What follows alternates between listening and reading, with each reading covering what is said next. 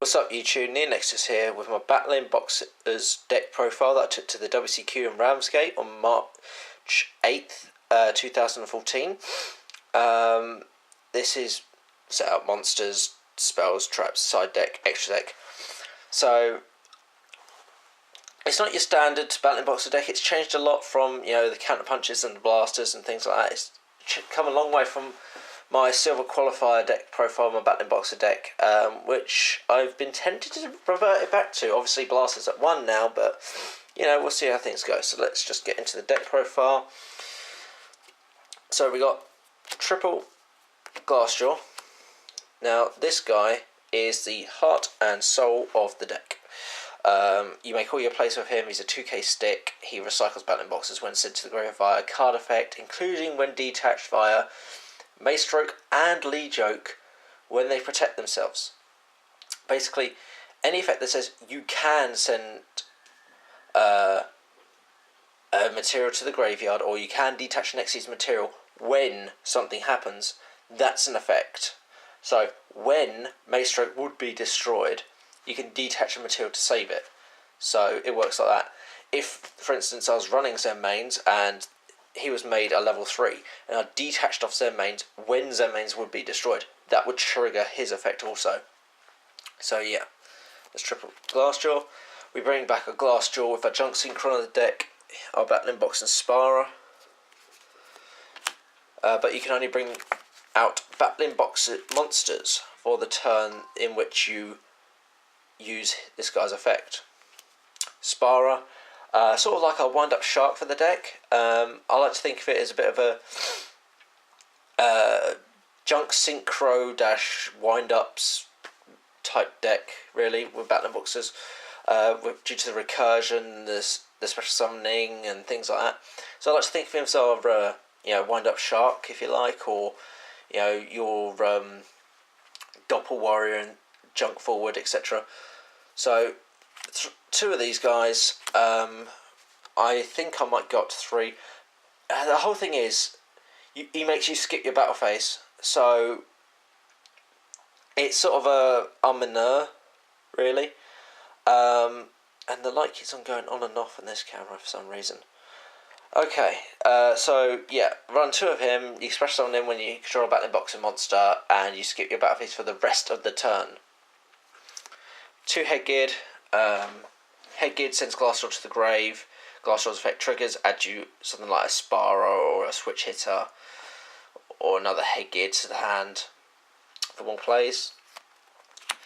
Running 2 Kagetokage, because up until recently I used to think that Kagetokage would miss its timing with monsters that have like effects on normal summon, or that the monster with the effect upon normal summon would not resolve its effect because of Kagetokage. This is not the case, however. You chain Kagetokage to the summon, and then, because that monster was normal summoned, you can then activate the effect. It works with gadgets, and it sort of, it works wonders in this deck, because it can, you're not reliant on sitting on Headgeard and things like that. You don't have to run triple Sparrer and things like that, give up your battle phase. You can just go summon a Headgeard, chain to summon Kagetokage, drop Kage, activate Headgeard's effect, drop a Glassjaw in grave, get a Sparrer to hand, or a Switchitter or whatever. So yeah, 2 Kagetokage, 2 Masked Chameleon. I've been trying this card out for a little while.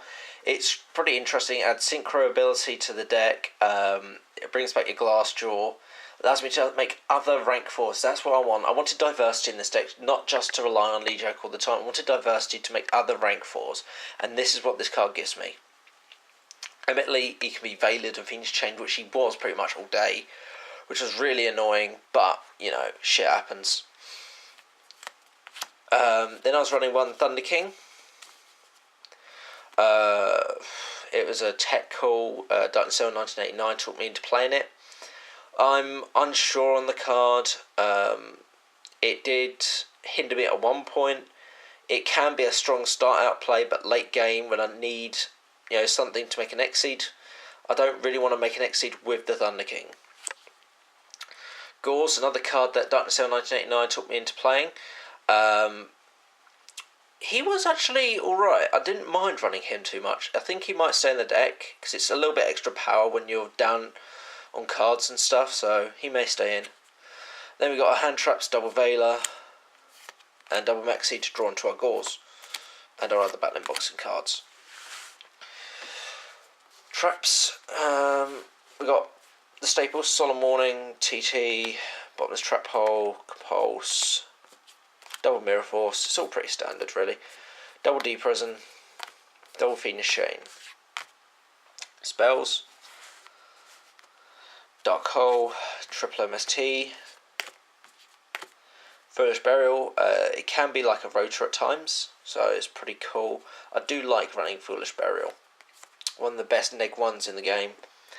ROTA, Duality, double Battlin Boxing Spirits. This card is, while it is good, it has its drawback. By milling one card all day, I was pretty much milling Fiendish Chains, MSTs, Dark Holes. It was really annoying. Onto the side, we have one ultimate system down, which is pretty. Two rare Twisters, which I wish were ultimate. Twisters were so good. Deck Lockdown, I'm not sure how I feel about this card. It's good, but I just don't know. It seemed a bit lackluster at times. Two Imperial Iron Wall, because my new hated deck of the format is Bujin. Bujin banished from their graveyard, so flipping up Iron Wall sort of helps with that. Also, going against Lightsworn, you sign Imperial Iron Wall, they can't remove their Necro Gardeners, and they can't banish for BLX and Chaos Sorcerer, so it's all pretty good. Two Light Mirrors, Constellars. Oh, that's another thing. Imperial Iron Wall stops their Constellar Sombre, so that's always good.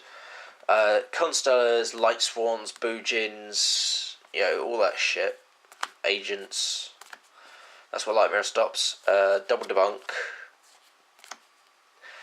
For your Mermails, your Bujins. Yeah, I have a lot of Bujin hate in this deck. Probably because Bujins are like the deck to beat at my local, so, double Overworked for Fire Fists, Bujins, and double Shadow Mirror for Evil Swarm, Dark World mainly, because fucking hell, Dark World are annoying. So, yeah, that's the side, and then the extra Startard, probably coming out. Scrap Dragon is pretty good. I do like having Scrap Dragon. Thought Ruler Archfiend for baiting out the back rows. When you're reading a D-Prison stuff, sort of make Thought Ruler. And charge into it, pay 1,000 to negate their D-Prison. Attack that monster, gain life points back, so...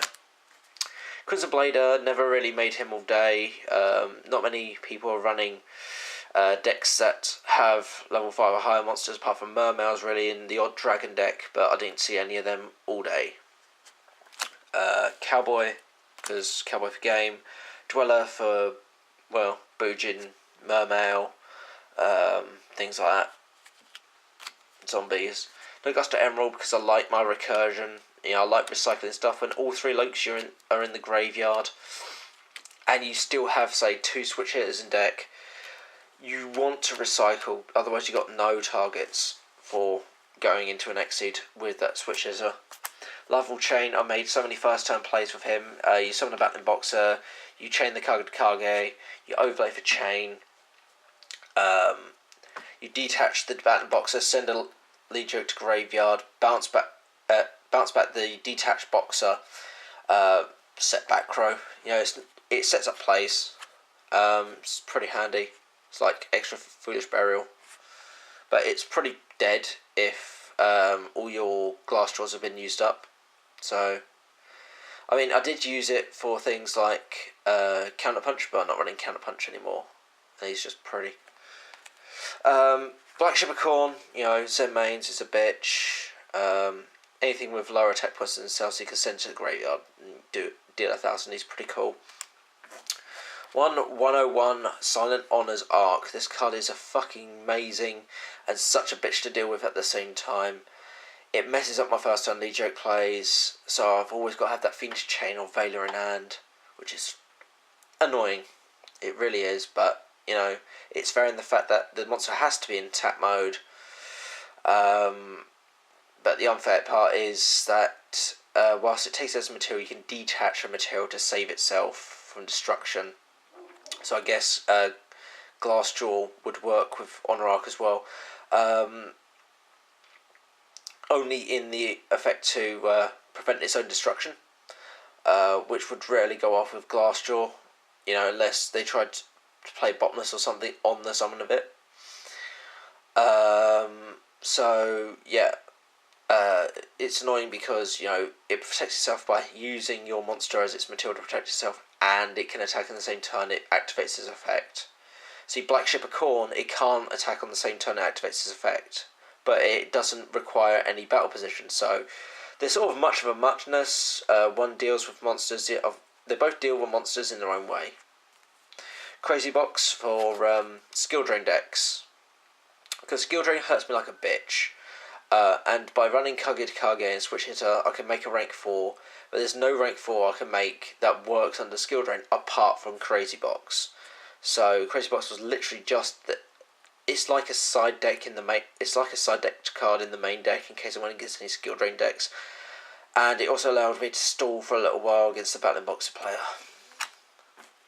The effects are interesting, but you know, you really want to be on much higher life points if you want to risk going for the effect, or you're losing the duel. You know you're going to lose next turn, and you just play the effect for YOLO Swaggins.